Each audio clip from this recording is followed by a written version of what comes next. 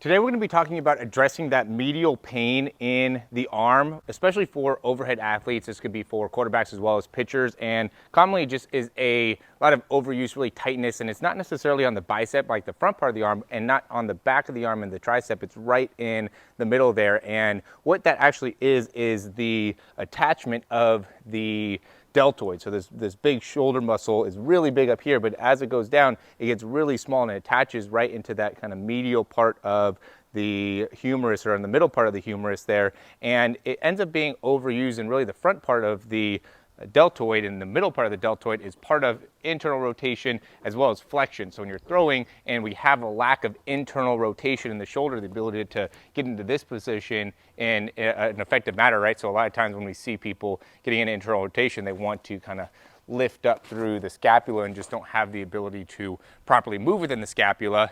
And that ends up being a big part of why there's overuse there. But we're going to go into some things that will help in being able to fix it. The first thing that I would say is, you don't really need the towel for this one, but you'll just take the hand.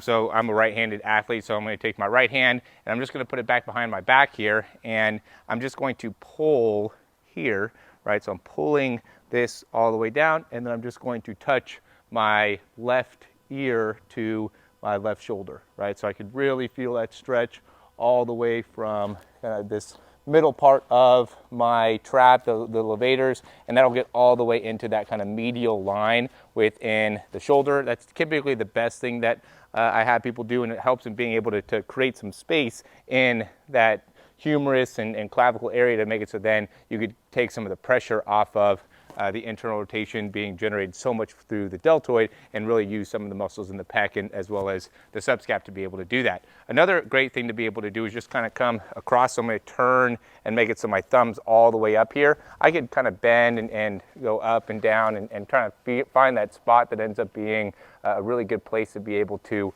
get that stretch in. If that, this, you should feel it already, but if you want to get a little bit more of a stretch, you can go with this as well and kind of come across and get that, good pull. I would just say pull lightly on this. I mean, the muscle's overused, but it's inflamed, so you don't want to end up really yanking hard, either coming back here or coming here.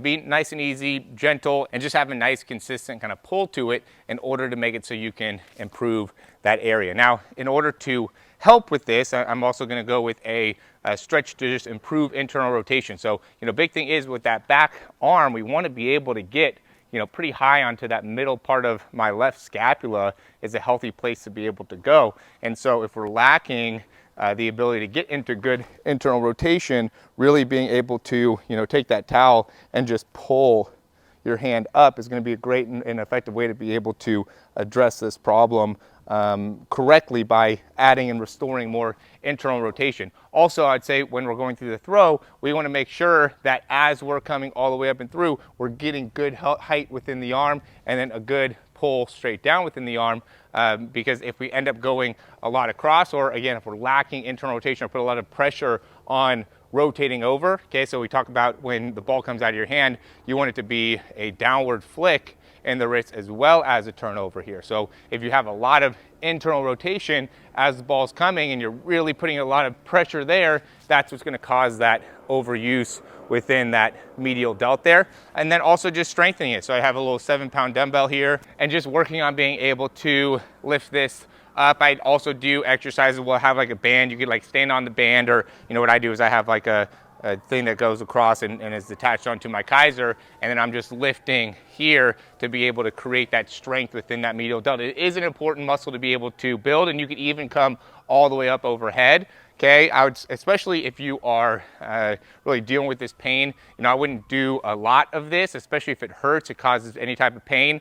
If there's not really much pain when you do it, and it even feels like you're, adding some strength to the area, then I would start off with lightweight, just come up and just control back down as well. Just being able to control this ends up being a great way to be able to address the issue as well, right? So you could even go here, press up, and then just kind of control all the way down. Could be a good way to help alleviate some of that pain. But in general, getting a lot more internal external rotation is going to be the best way to be able to fix it long term, right? Some of these things will be short term ways to be able to fix it, but in order to fix it long term, we got to get more internal rotation within the shoulder, as well as make it so when we're throwing, we're getting the proper wrist flick in the hand and then being able to come all the way up and through. So as always, guys, if you like the information, click that thumbs up down below, subscribe to the channel. If you have any questions, comments, or recommendations, you can leave those down below. If this is the first time you're watching one of my videos, we do a lot of mechanic-based training for quarterbacks and helping them being able to understand how to be able to throw the football more effectively. We put a big focus on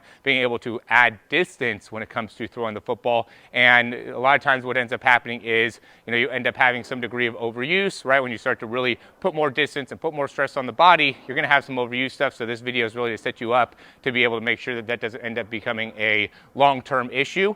But yeah, if you want to learn a little bit more about how to throw the ball more effectively, how to have cleaner mechanics, and really what are some of the key things within the throw, check out the description down below in order to learn a little bit more about our programs and how we can help you in improving your mechanics. So again, as always, thanks for watching, and we'll talk to you soon.